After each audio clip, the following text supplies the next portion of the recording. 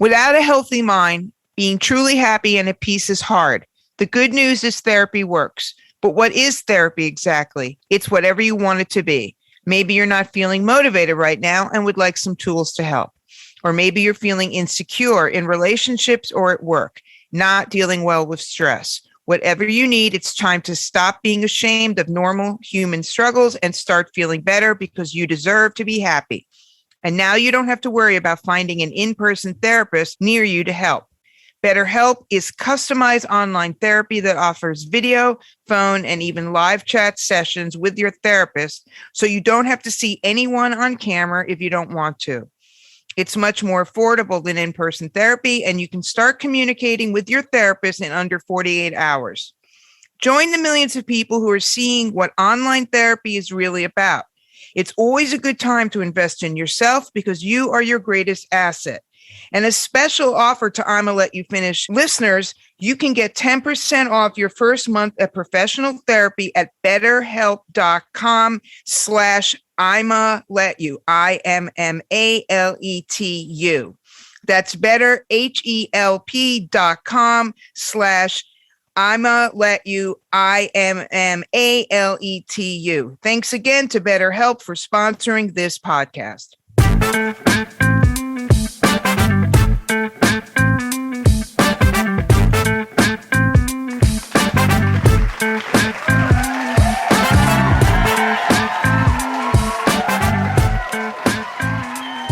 What's up, everybody? It is me, Court Monty. It's I'ma Let You Finish. It's show 98. Amy is traipsing across the globe, so I'm just going to have a conversation with our special guest. She's a living legend. She's an icon. She is the moment. And we're going to discuss her amazing new and 30 years in, finally a self-titled new album, Ultra. Ladies and gentlemen, it's Ultra Naté. Hi, darling. Hello. Hi. Okay, first let me just say this and let me just get this part out the way, because you know how I feel about you, so I don't need to do that 20 million times, but I'm going to say this. When I was starting the show and I was looking to have a partner, when a friend of mine said, you know, Amy, you guys should sit and talk. I was like, it needs to be somebody who gets my musical style and knows whatever. So I was like, listen, there's certain artists I like, and you have to know who that is, and I can't have you being like, well, I was like, I'm a huge Ultra Naté fan, and as we're talking, she reaches her hand over and pulls out a Blue Notes in the Basement cassette. Yes, instant street cred. And I was like, bitch, we're doing the show. The show's done. Right. Okay, so I listened to your new album. Bill has sent me a link. Mm-hmm. It is really, it's an incredible body of work. I think it is absolutely your strongest work to date. It is really, really amazing. But what it made me do, because to me, it is the grown sister to Blue Notes in the Basement. Because Blue Notes in the Basement was this young woman, young girl, that's her first album, and she has some things to say. So before we get to this new one, I've always wanted to wonder, what were your hopes and dreams with Blue Notes in the Basement? What did that girl want? What did she see when you made that record? You know, that was such a special moment in time because so many things came together just with the universe conspiring to make things happen, because I was completely unaware of the processes of a lot of things and kind of what I was diving into. And I was learning on the fly with everything from go, because I wasn't already a singer, a songwriter, an artist by any means. I started doing it, diving in at the deep end, in front of people and with a real audience and a real demand. And unbeknownst to myself, the first offerings of that were kind of done as a lark, kind of just like fun stuff to do in the studio as a first time, never having been in the studio, never having written a song, never having sung a song. And just really organic and raw moment in where house music was at that time, where there were no rules, there was no template, and we were It was all new. inadvertently creating the template and creating the rules and designing a whole new genre of music without really knowing or understanding that that's what we were doing. So we had this kind of innocence in a way, and just this open playbook to write our own story in whatever way that was. So we were coming from complete underground club culture. Everything was really off the top of our head in terms of the beats that the boys were making, the sounds they were coming up with, what I was writing, how I was singing. Everything was really organic and in that moment. There was nothing contrived. There was nothing predetermined before we went in. It was just like, okay, what are we feeling in this moment? This is what we're gonna do. This is what we're gonna do. Let's just see what happens. Everything was let's just see what happens. And the craziest thing was everything that we were like, let's just see what happens. Let's just go off. Started this rip, working. Was just working. Right. It was just really working, and there were so many things. From the creative side of what we were making musically to the business side of, now I'm signed to a record label, and I didn't see that coming. It's a major label, Warner Brothers in the UK. I'm doing music that's coming from this underground community here in Baltimore that's now being put on a platform for the masses and on a mainstream level. And what that journey was like was completely crazy. It was kind of like being an observer of your own art. At the same time that you're making it, you're still observing it like, wow, okay, that is really, like, what are they hearing? For many years with It's Over Now, I was like, what are they hearing? But here's the thing that I find interesting about that. It's really organic because one of my best friends, Leon Gibson, we met in college, and he said to say, "What's up, Miss Ultra? He loves you." We bonded over you. I was the music director of the school radio station, and we got It's Over Now, and it came in, and I remember opening it, and it was the art. We were both like, who the fuck is this? Like, what's this? Oh, God. What's I know, this? right? We need to play this. And then all of a sudden we were like, oh my God, there's just something about that beat. And it is a moment in time. It is a classic moment. And then for the gay I'm of that age of the gay black clubs in New York, tracks. Well, It's Over Now. Scandal, your songs were a soundtrack to a moment. So it was working because house music was so new. And then suddenly certain house artists were being signed to major labels. Yes. And this is what I always found appreciative about you. And I wonder, so it's a happy accident, but you were an album artist and you've stayed an album artist. So why was that something in your genre where you know a lot? First of all, I shouldn't say your genre because I see you as a black artist who is a black music artist whose subgenre in a black music artist is a house music artist. And you have done more than house music. If people go and they listen to all of your albums, they will see Justice for Stranger Than Fiction. You guys need to go back and listen to Stranger Than Fiction more and One Woman's Insanity, but that's a whole other story. I do think if you How did I get on that track Right. of being an album artist is the Right. craziest Yeah. is the craziest experience. Cynthia Cherry was my A&R person, and she was the Basin Boys A&R person when she was with Jump Street, which was a much smaller independent label. And when she left, she was going to Warner Brothers. That was, where she was going to interview for a director of A&R. And she was taking It's Over Now with her as something she wanted to sign. So that's how It's Over Now ended up at a major label, because she got that job. And her and Peter Edge were now my A&R people. And I started writing more. They wanted me to continue writing. I had to write for a second single. It was a deal for a 12-inch with an option for a follow-up, obviously. Yeah. So I started writing for that. And also Adiba was really huge at the time. Right. And Adiba was kind of like my real, like, cold water reality moment that, This could be real for me. this is like a whole different game. You are no longer in this underground, community of like, this is just our our little, thing that we do on the weekends that the rest of the world doesn't know about. Because when I landed in London for the first time to shoot the video for It's Over Now, it was pictures of a diva everywhere, billboards everywhere in the airport. And I was like, oh, Dorothy, you're definitely no longer in Kansas. This is a whole different level. This is commercial, So I got that memo at that point. A diva they were putting an album together for her. And they were asking for tracks from different people, places, whatever. So that opportunity came across my lap with the Basement Boys to possibly submit something. So I wrote a song for that with the hopes that maybe, it might end up getting placed. And the thing was, I wasn't like, oh my God, a diva needs a record. Let me come up with a diva record. It was really the boys had this opportunity, we have an opportunity to write for a diva. Let's come up with something. So I was just very casual about everything. Oh, okay, well, nothing to lose. I've got nothing to lose. So let me just give it a shot. And that was the spirit that I approached everything in. So the song that I wrote didn't get chosen for a diva's album, but what it did do was show the label that I had more in you, more to me than just this one-dimensional writing style of really underground. Because the song that I wrote was very R&B.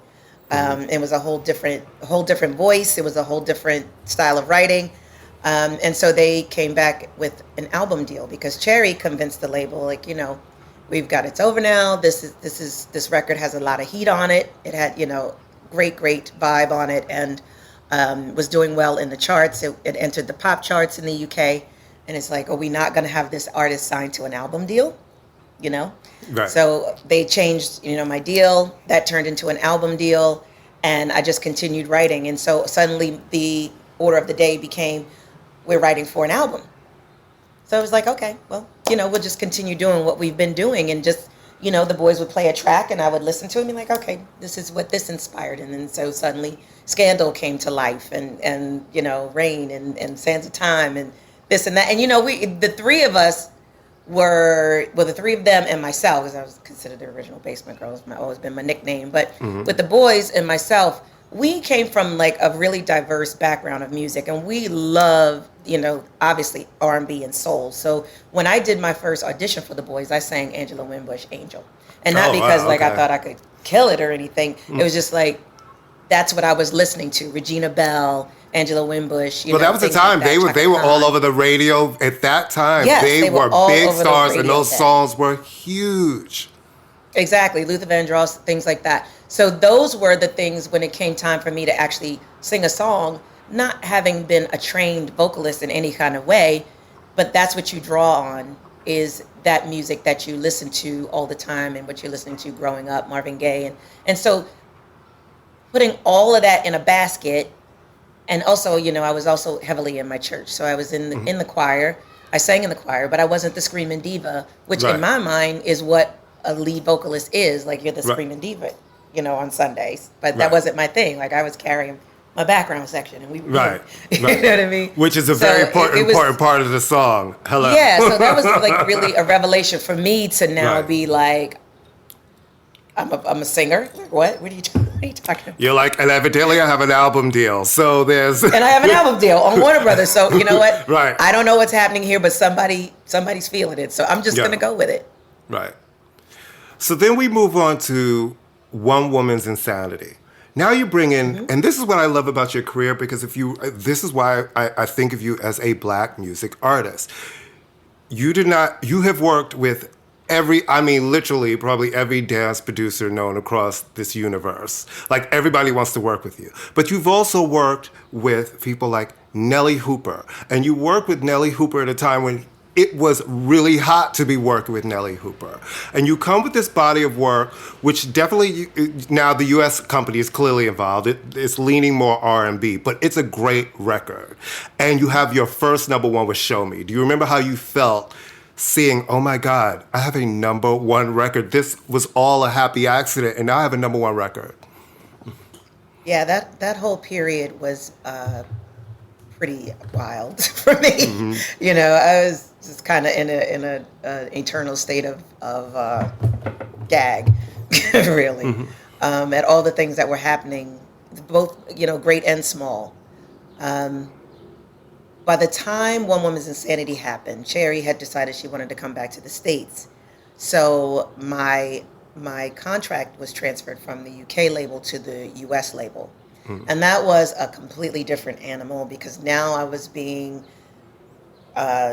sold to a very specific demographic. Whereas in the UK, I felt like musically the audience and the label really got what we were doing as a dance / house club building kind of music that then has commercial appeal. Right. In the U.S. label, they really were not interested in that. Well, they're like, if you're black, especially at that time, they're like, we want an R&B record.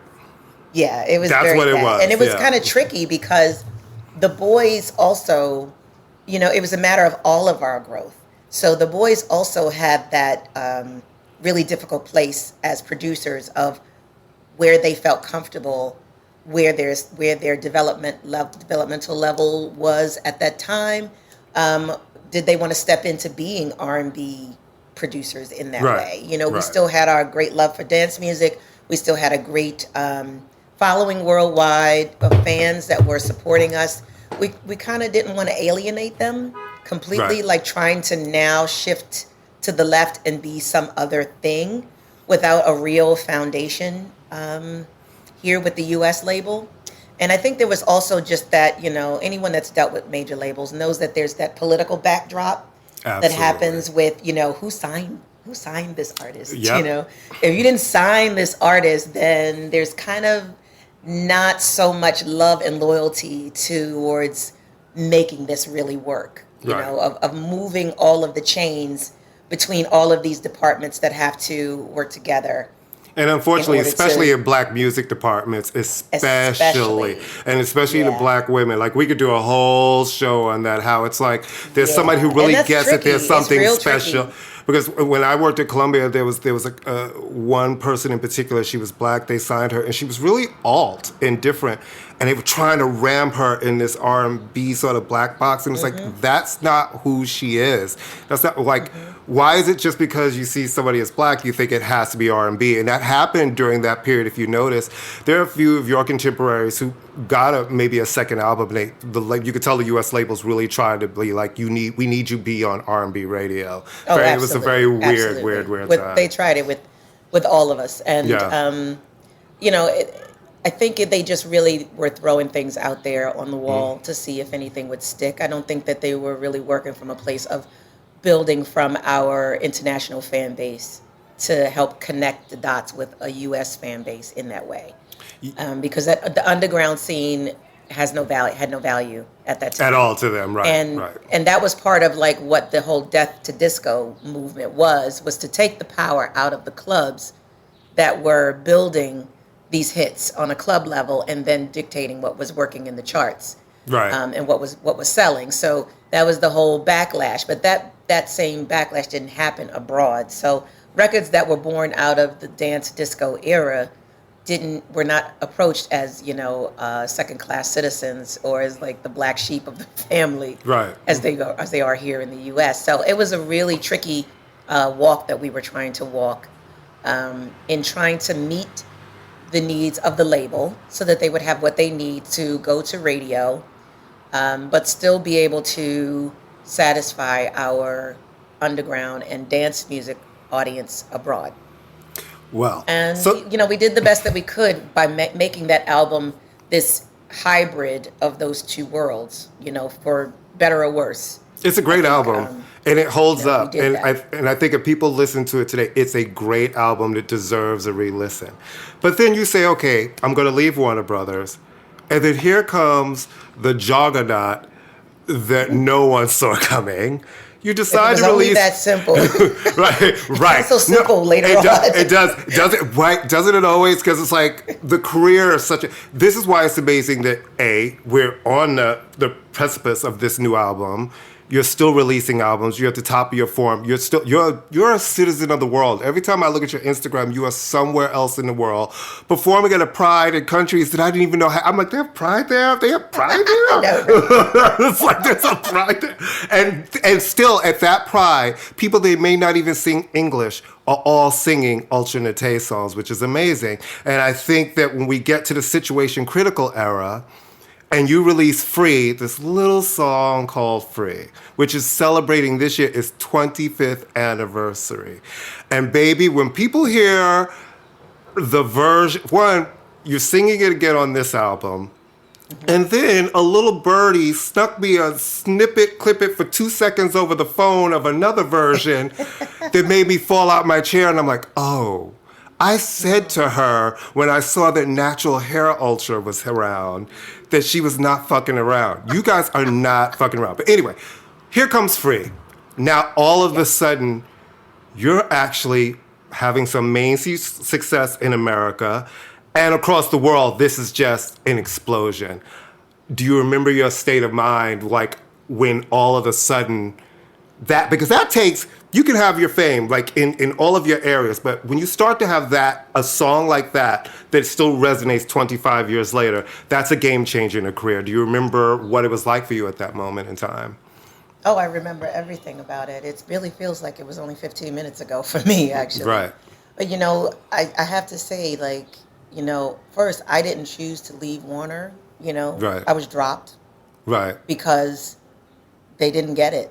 They didn't get it, and they weren't interested at that point in trying to get it. And that needs to be really clear because, the livelihood of people, like you put 110% of your life, your heart, and your soul into, making these moves and developing this career, and it can all just go out the window in a heartbeat with someone who just like, I don't get it, right. and it's done. So it was really like a sink or swim moment, and coming from a place of, my plan was to go into medicine initially, and I discovered the club music scene, and in that club music scene, I met the Basement Boys, and in meeting the Basement Boys, I started singing and making songs, and suddenly ended up with a record deal. So when I came to that fork in the road, it was kind of like, well, that was just fucking amazing, and is now the moment where I get back on the path that I was originally on, because at this point, it probably had been about 6 years, not too long to just, roll back into what I was planning to do as a life path, which was to go into medicine and eventually become a doctor. So, I could easily get back on that track. And Bill and I, and part of, the large part of the story is Bill, always in the background, like the man behind the green curtain. Right. Pulling levers, shifting shifting things around, was very instrumental in a lot of the way that I was presented initially as an artist, by making sure that I stood out in the forefront as opposed to being overshadowed by my producers, which is hugely popular in dance music, especially for Black women, Black voices. So the voice without a name. That way. Yeah. So things like that, things like, again, I knew nothing about the music business when I came into it, educating me on what kind of deal I was even in, it being in a production deal. So you didn't even know, you had no idea. I mean, I knew on a surface level, but I didn't understand all of the intricacies and the economics and what it all actually meant. The economics of it, how the deals were structured and things like that. What the nature of my deal was with Warner Brothers. I didn't even know, because I was in a production deal. So a lot of that information wasn't privy to me. But knowing and understanding how those things came together, and then, second album, One Woman's Insanity, the new necessity of meeting that U.S. R&B-ish kind of need with our dance culture and success that we've had in the U.K. and abroad with that, finding that place. Again, Bill was part of that. You mentioned Nelly Hooper earlier. It was Bill bringing in these other kinds of producers and collaborators for me to continue to grow further as an artist, as a singer, and as a songwriter. And so that was a large part of that evolution over the course of both those albums, was my manager, who's also a creative himself, but also the kind of manager that understands what being an artist is about, and how, and being able to see how to move the shells in order to keep us going forward, avoiding the traps and the pitfalls in order to keep things moving forward. So I was in a very charmed state of having that level of protection around me that a lot of artists don't have. in having, you know, producers initially that were from my hood, that were friends, that were like family, and being in a record deal where my A&Rs completely gave me carte blanche to make the kind of records I wanted to make, to write whatever kind of records and sing whatever I wanted to sing in the way that I wanted to sing them. And then having management that like got all that as well and knew how to take that rawness, those rough bits, and how to continue to massage it and nurture it and push it forward and put it with other people that would help me grow even further. So after all of that heavy lifting, we come to this moment where Warner drops us. And it's like, do I go back into medicine on that track, or do I continue forward? What I've accomplished so far is having these 2 incredible albums on a major label that I never saw coming, and having this body of work of songs that I've written that actually mean something to people, that actually resonate with people in a way. And that's just something from my own little self that has become bigger and will live forever. Right. So there was this level of value that I quickly got at that point, and we decided we're going to go forward. And we put a lot of work into this. We need to go forward, and we need to see it through. And it pays off. And then it does, but you know, you don't see that. You don't know. No. All you can well, when you're in is it, you're working hard. That's the thing about success. I always tell people the lessons don't really come from the successful stuff, because you're really busy when you're successful. It comes from the things, like you said, getting dropped from Warner and remembering that in that detail and what that felt like and what that meant. Because those are the times you have to make the really hard decisions. Like I've worked projects that have been really successful and it's like a blur. And then I have the ones that I really loved and we tried everything and it didn't work. And I remember those detail by detail because it meant something to me. And it's like, why didn't that work? And that's where the lessons came and trying to maybe try to do something different. Absolutely. So now you have this album. You're all over. You're on TV in Europe. You're having real pop hits in the UK. And you've got one of my personal favorites, New Kind of Medicine. And then we follow up with Stranger Than Fiction, which to me, is the masterpiece in your whole oeuvre. There's something about that album. It's a tricky one. Funny. Everybody has their favorite album. They're like, no, this is the one. Well, to me, the classic is always going to be Blue Notes, because to me, Blue Notes is the one where I fell in love. But that means something because I'm so connected to that album from just being out dancing and those songs, really so many nights of that. And then me and Leon following to see you perform. We've seen you perform everywhere. Red Zone, Mars. Like if you were there, there were certain people, you remember that time. There was a good time about to be had. There were certain people that the club was always packed if they came. When you came, packed. Jomanda came, packed. There were certain people who had the songs, and we were like, oh, Ultra's at da-da-da tonight. Well, get there early, bitch, because I'm not trying to be squished up in the corner by the bar. Yeah, that's probably what helped get me dropped, actually. You know?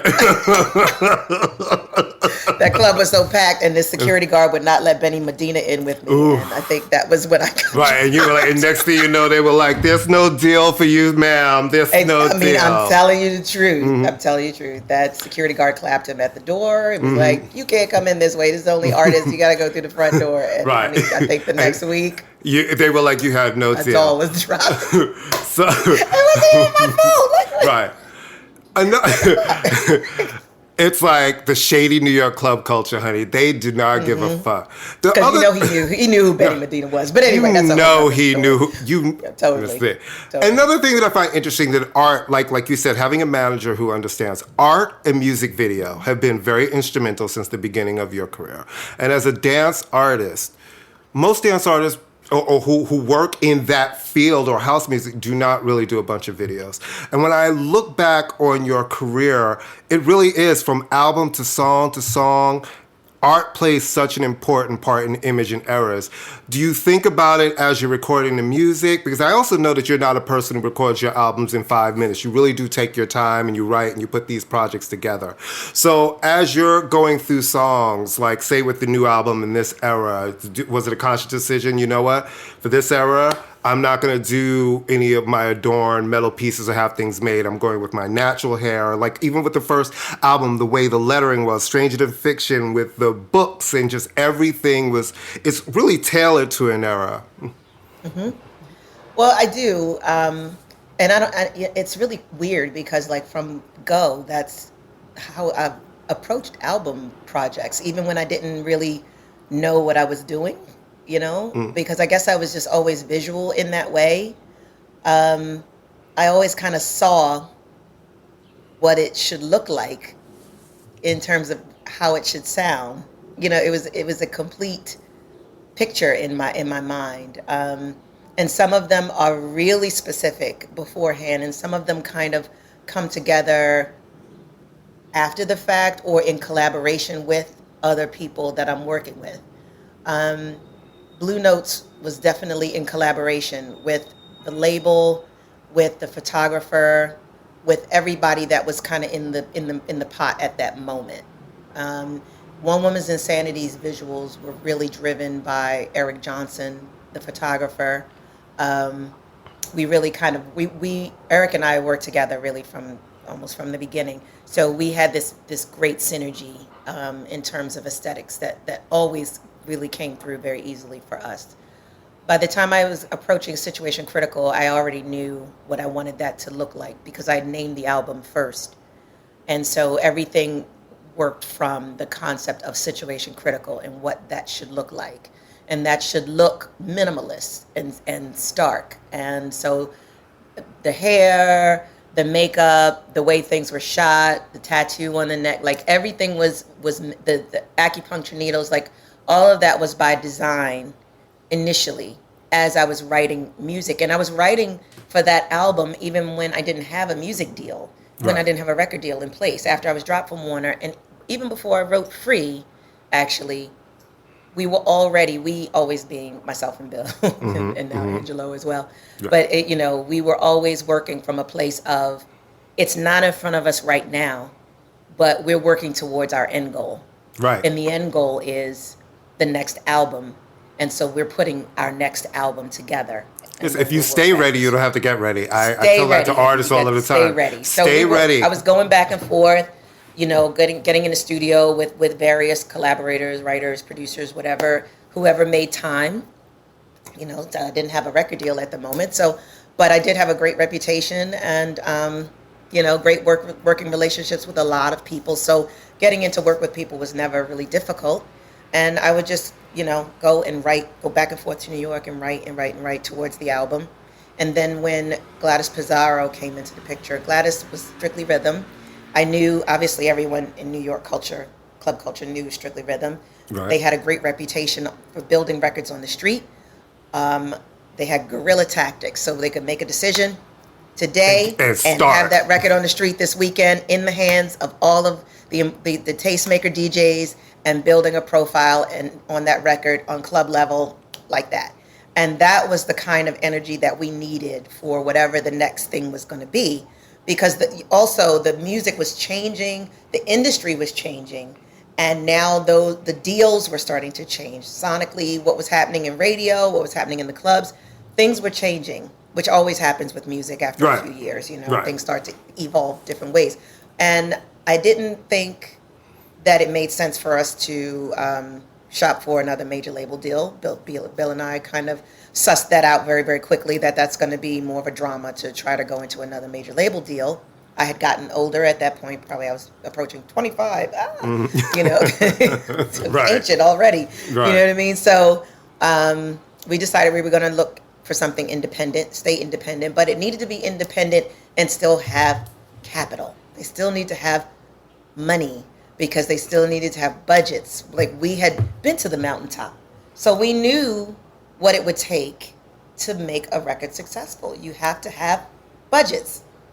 And I was never really interested in just being on a label to put out a record for the sake of putting out a record. Nope, because it's your name. You have to go out there. Yeah, what's the, and it's really hard because I always tell people it's just as hard to do the bad ones as it is to do the good ones. It's just as hard and it's just as much work. Like you don't get a pass. And sometimes it's really hard when I have, listen, I've had some records that I love to promote, and I've had other ones where, I have to be like, it's great. It's really, really hard. And I always felt, it's interesting, I'm glad to hear you say that from an artist perspective, because one of the things that I had a real issue with, and I would, I've had different bosses kind of, at different times, we've gotten into it. They say, but you work for the label. I'm like, I know I work for the label when I did. I say, but these people have entrusted me with their dreams. It's like, I have to do my best to try to make this work. It's someone's dream. And it's like, when I sit across and I take a meeting with you and you tell me what your dreams are, and it's for my department, how do I not do my best, even if I don't love this song the most? It's like, I see that, and I always, it was lovely to hear that from an artist's perspective, because you guys do work really hard. And it's really interesting to see how a new regime will come in and just be like, not even give it, I don't even know that. Like, what's that? I don't know that. And not even give it, and just drop things. So now you go independent and you have success, and then you put out your 2 Strictly Rhythm. Yeah. And I did the label deal with Strictly, which was for two 12-inch records. Right. Not for an album initially. Right. They quickly changed that. Mm-hmm. The kids. Yes. They have their plan, and then we have our plan, and somehow it always ends up at our plan. So right. That's how it works out. Yeah. And you're like, I just so happen to have this album. It's right here. I didn't know I was recording or anything, but here it is. Oh, and it's going to come with some real bops on it that people are absolutely going to love, and I'm still performing. By the time I wrote Free, I probably had like 65% of the Situation Critical album written. Mm-hmm. I did, more writing while I was on the road, but that was pretty nuts because Free hit like out the gate. Right. And that moment when we crafted that song, again, we being myself and Bill, mm-hmm. and he brought in Lem and John of Mood to Swing as producers that I should work with for this first record with Strictly Rhythm. Mm-hmm.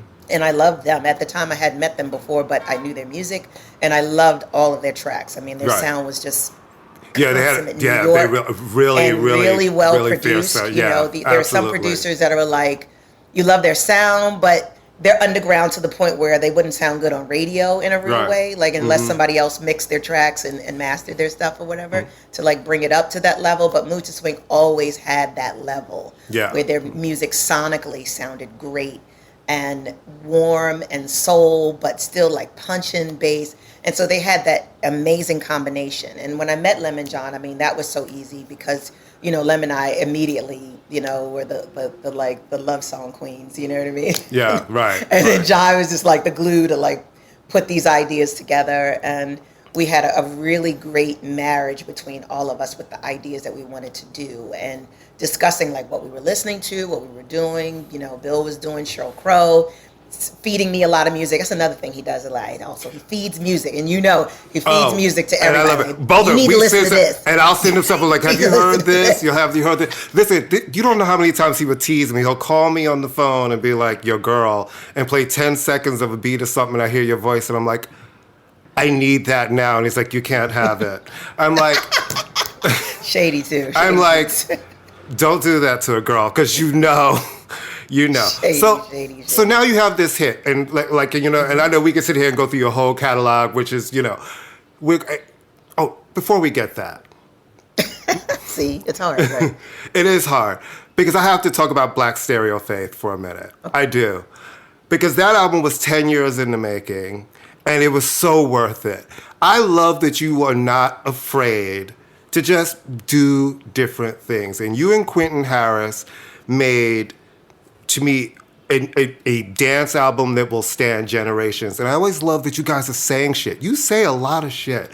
I don't think people also realize all of the time when they're singing along, sometimes I think they should stop and listen to what they're actually singing and realize you're talking about something. Like on this new album with Rich Motherfuckers, you're saying some shit. Yeah.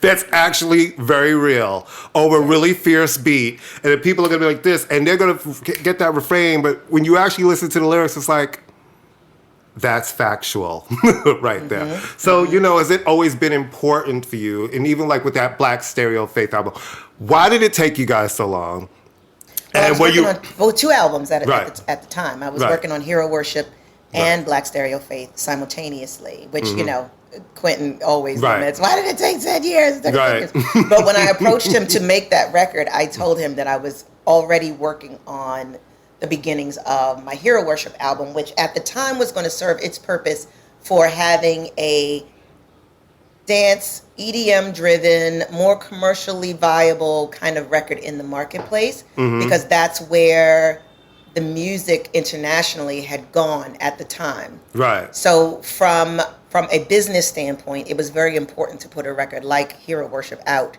at the time that I needed it to go out. Right. But I was still, with my split brain focus, working on this record that did not care about what was going on in charts, did not Right. care about what was going on in underground club dance floors or mainstream club dance floors, and just was really soulfully about the record I wanted to make at that moment, which was incorporating a lot more live musicianship, which was working with one single producer as opposed to a collection of different producers to complete an album work.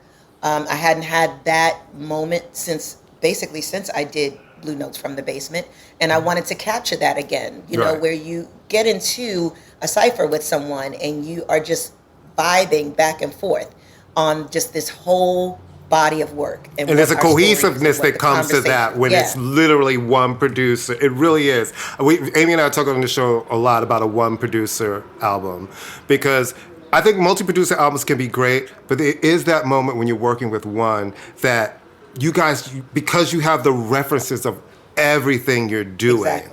Exactly. It creates a different kind of chemistry between those songs and the artist and Absolutely. producer. Yeah. And I wanted to revisit that again. Like, I missed having that kind of just synergy with someone in a collaborative way.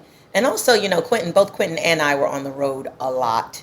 And so sometimes We're on the our road a schedules- lot. You're still on the road a lot. Right. So that drug it out even longer. Right. And, so it was kind of a bunch of circumstance, as well as the fact that Hero Worship needed to happen first. Yes, it did. And fun fact, But it's I really feel what like a lot of people on a commercial level haven't caught the wind of Black Stereo Faith. And that's Right. okay, because I didn't expect them to. It was put out on myself and Bill's labels collaboratively, my Blue Fire label in partnership with Peace Biscuit. So it's been self-financed. Everything that I've done basically since like 2003, 2004, all of those records have been self-financed since then. So here we are, album number 9, looking at number 10, and still being able to make full-length albums is still an accomplishment and Absolutely. a success in and of itself, because I feel like when you have that commercial level success happen, which in my mind, of course, will happen, always happens. If you're just consistent, the universe is going to conspire to help you win anyway. just keep going. If right. you just And keep, so I all have to those keep things going. can be rediscovered. And Right. now that music lives, into perpetuity on the internet and wherever, and the way that people playlist and they, shuffle music, and they, Spotify things bring things together that you might not have found before. All of those things are going to be found and appreciated, at some point. It lives forever. Anyway, in a It big lives way. forever. Yeah. And Black Stereo Faith is one of those albums, and I'm glad we're talking about it now. And folks that listen to the show do tend to go and be like, "Oh, I listened to that album you talked about." So really, everybody, you really need to check this album out. It's really, really great house, but really soulful with some things to say. It's summer. We've all been inside. It's the perfect thing for like being at the beach, driving to the beach, getting and it ready was to go out designed on to be Saturday that night. kind of record, that You know what I'm coffee table saying? kind of It's album. you have your friends coming over Friends early, over, and exactly. you put it on, and it's the Yeah. full one. It's the actual full one. So let's get to, you have 25 years of free, right? And you and it's on this new album again. You're singing it over. We have a self-titled album 30 years into the career. Usually the self-titled album is the one when people are saying, this is who I am. And to me, it is, you're always a house music diva, but you've done a lot of things. This really is it's such a counterpart to Blue Notes to me, because Blue Notes said, this is that young lady who's got a whole life ahead of her in her dreams. And now here comes Ultra. And that says, here's that grown woman who's a woman of the world now, who is really rooted in music and has something to say. And now I'm giving you a perspective of a version of me who's seen a lot, been through a lot. What does this new record mean for you, and what do you want the people to get from it when they finally are able to hear it this summer? Well, for me, it's basically everything that you just said. It's a culmination of 30 plus years of self-discovery, of different experiences, experimenting in different genres and vibes of music, of being comfortable in my own skin, of being in control of my own destiny. And as opposed to when I first started, and there were all of these other players who controlled a lot of the things that were making things go. And when you're young and you're thrown into that kind of situation, it's like, okay, well, let me just see how this goes and where this is going to land. I don't know what's going to happen. Now, years and years later, I can speak with a certain level of authority because I have nothing to lose. No one can take away, the long list of music and the body of work that I've done and the accomplishments and the collaborations and things like that. So, I stand at this place in my life where if I didn't make another record, I am completely gratified in what I've accomplished and what I've put out in the world. And so that this album Ultra should speak to that of being completely in my own skin and proud of what I've accomplished and still feeling viable in so many ways, and approaching this music on my own terms, It's really excellent. And, Miracle is out now. It's on TrackSource, I believe, exclusively until the end of this week. And then it's everywhere. Yep. And, guys, listen. This album, I was really, I was like, wow, she is firing on all cylinders. There's not a filler track on this album. It really is. From moment to moment, you're vocally at your best right now. Production is at its best. It's really, really, really well done. And for the summer, I think that anybody who wants to dance, they're going to just lose their shit. Now, it's also Pride season. You, I feel, are one of the queens of Pride. And what is amazing is there are a lot of people who get booked for Pride, and it must make you feel great that, yes, you have the songs that people always want to hear, but you always have a new fierce bop, too, for them to hear.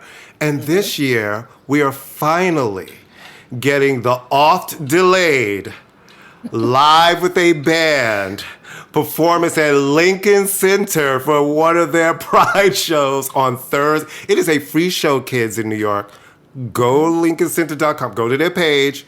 You can either just show up that day or you can get an early ticket for free if you want to reserve one.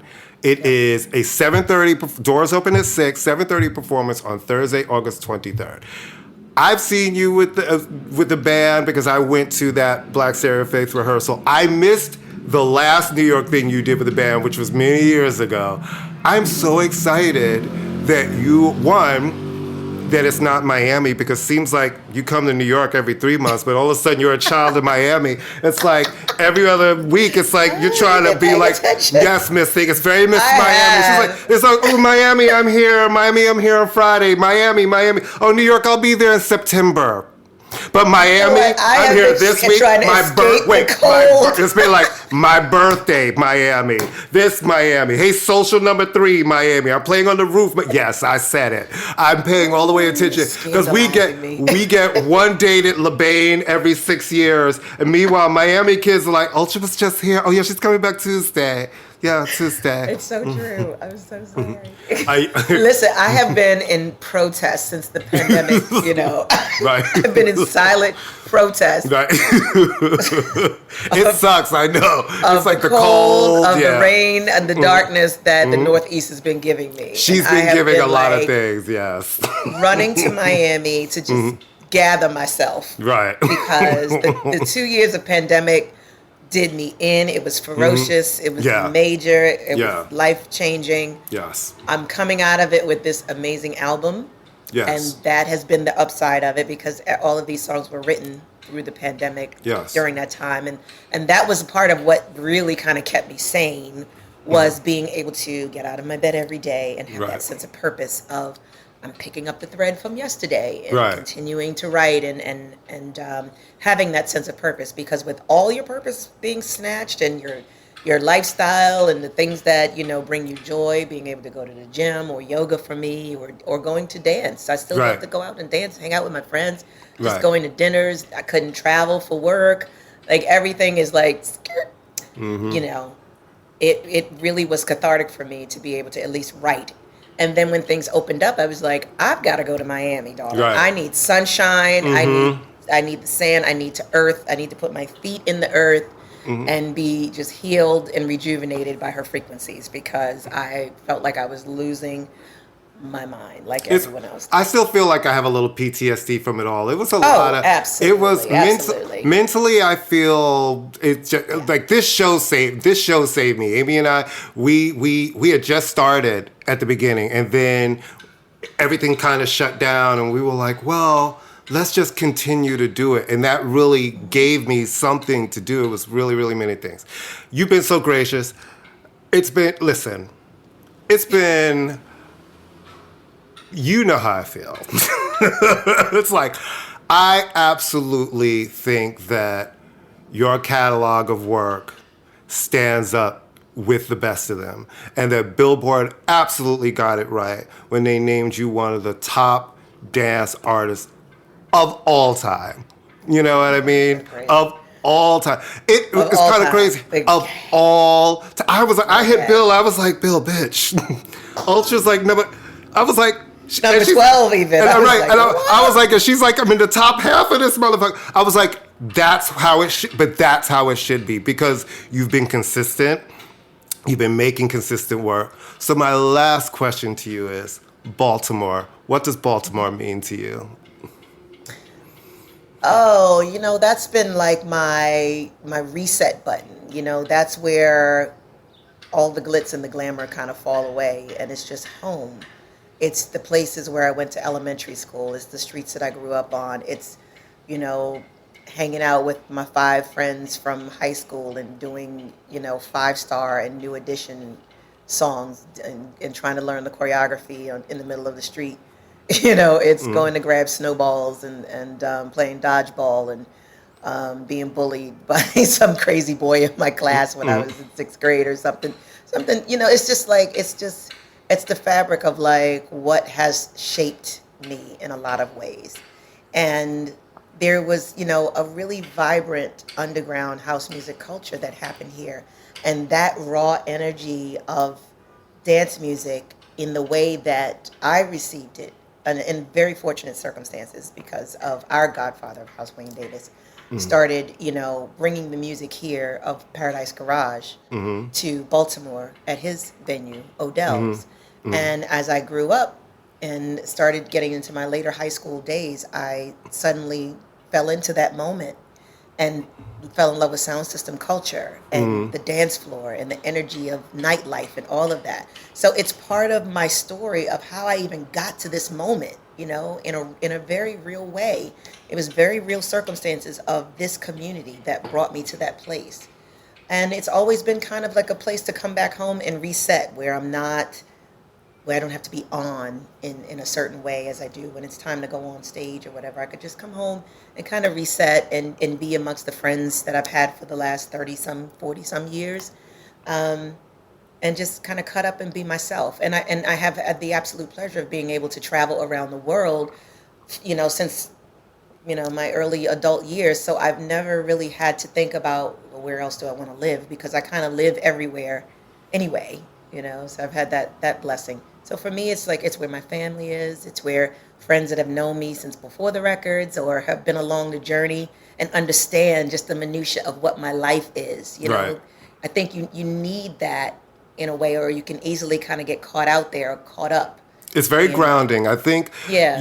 If you have the real friends, because, some people realize some of the people are not really their friends, but if you have real friends, those are going to be your real friends. Like, you will meet some people who may be famous and do what you do, and you'll have a lot of acquaintances. But everybody needs the people who know them and have known them. If you have a real circle of that, that's like golden. And I always say you have to protect it, especially as an artist, because they're the ones who don't give a fuck about your hair, your makeup. If your song was number 10 and number 100, they don't care. They just want you to be happy, healthy, and be their friend.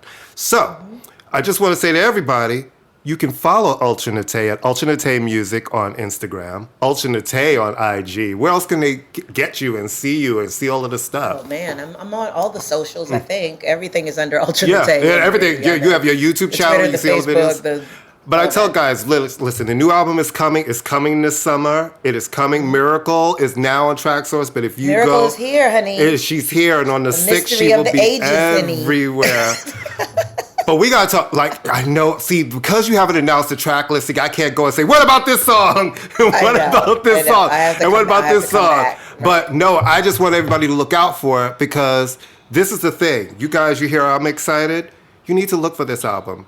It's going to give you a summer dance life. It is from house music royalty, black music artist royalty, the legendary Miss Ultra Naté. And it's me. You know the deal. Follow us every week on the Pantheon Podcast Network. We're here. There's over 70 music shows. We're on their main page. We have our page. It's amazing. And follow Amy and I on Instagram at ImmaLetYouFinish NY. On Twitter at FinishImma. We still fucking hate that name.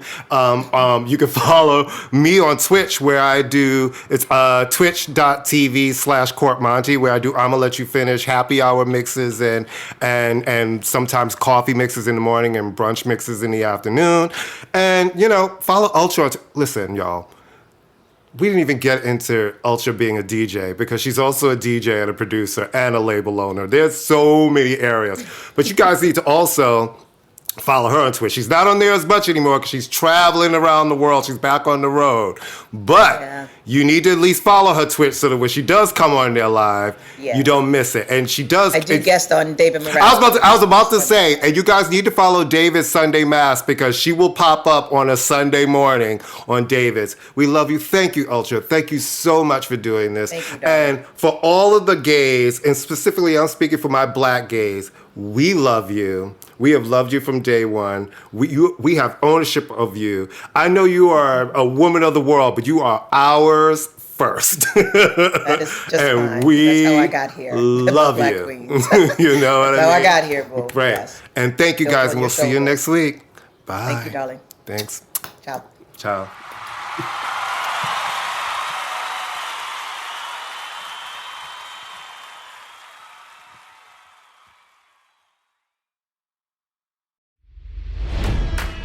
It's NFL draft season, and that means it's time to start thinking about fantasy football. FantasyPoints.com features industry-leading experts and prognosticators using proprietary hand-charted data to help you score more fantasy points. FantasyPoints.com is the place to go for whatever kind of fantasy football you play. Whether you play fantasy football, daily fantasy sports, or do a little bit of everything, Fantasy Points has the meticulously researched content to guide you to victory. And why wait for the fall? Fantasy Points also covers the new spring football league, the UFL.